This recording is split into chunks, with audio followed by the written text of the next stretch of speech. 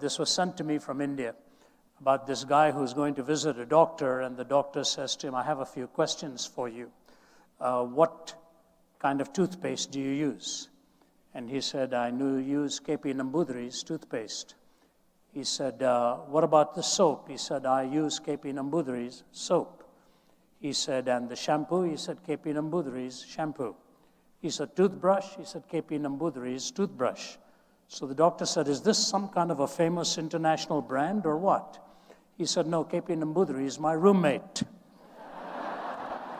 The little boy told his dad, would you please go with me tomorrow? The school is having a small gathering. So the father says, how small? He says, the principal, you and me.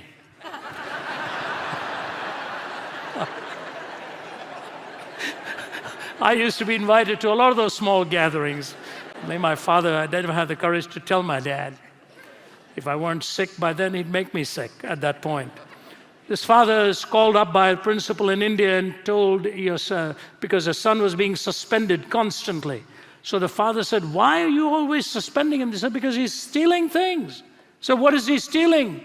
Pencils, pens, erasers, paper clips, reams of paper from the school. And he says, I don't know why he would do that. I could bring all of those things from the office for him.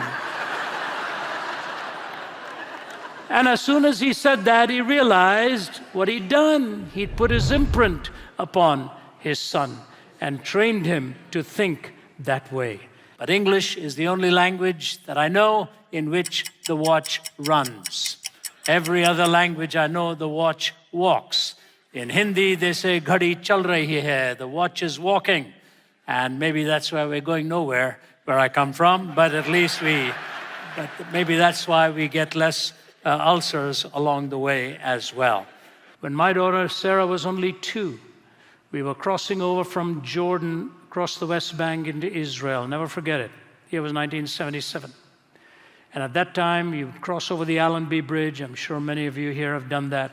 You'd spend about 2 hours standing in line, and people are restless. Sarah was being held in Margie's arms, and we'd prepared her for a long day. She was a little over 2. And at one point, she just looked around, and of course, the Israeli soldiers are armed to the teeth out there. She didn't know any better. She looked at one of these soldiers and said, "Excuse me, sir, do you have any bubble gum?"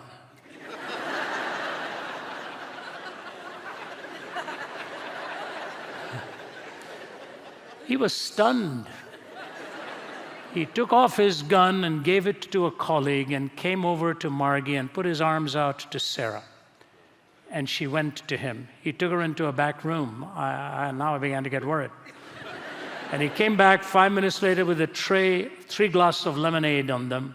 One for little Sarah, one for my wife, one for me. And he waved us over, put us in his Jeep, took us to a taxi stand, and we were on our way through Jericho into Jerusalem.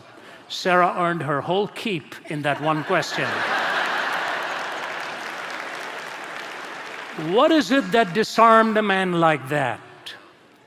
What is it that caused a man just for a moment to forget the intensity of his role to keep guard?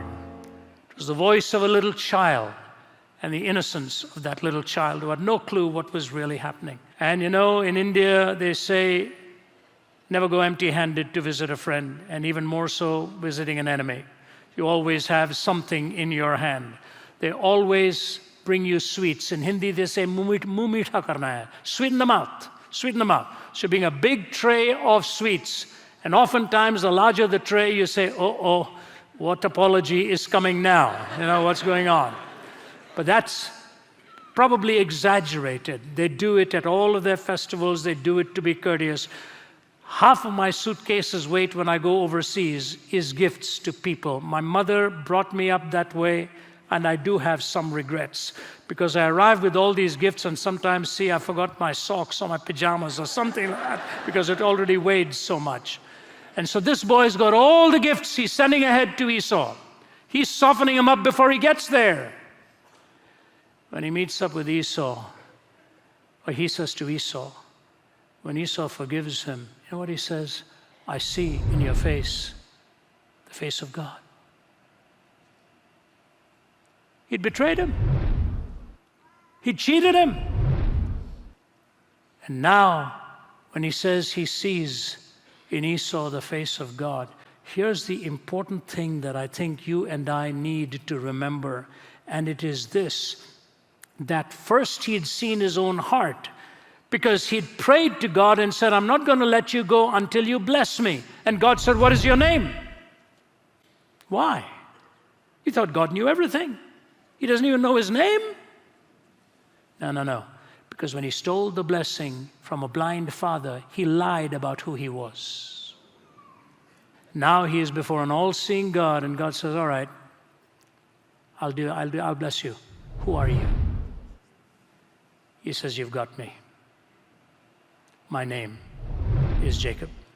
God says, I will make a great nation out of you. This nation will never be great until it recognizes the sin that is in our own heart and calls ourselves truthfully as God sees us. That is the first step in any revival and any turning to, when we see our hearts the way God sees us. The arrogance that we see today, the hubris, the pride, the know-it-all, and the more we think we know, the more humiliated we get on the world scene. Only when we acknowledge before God how weak and impoverished we are, can God really turn to start helping us. Communion with God, reunion with your brother.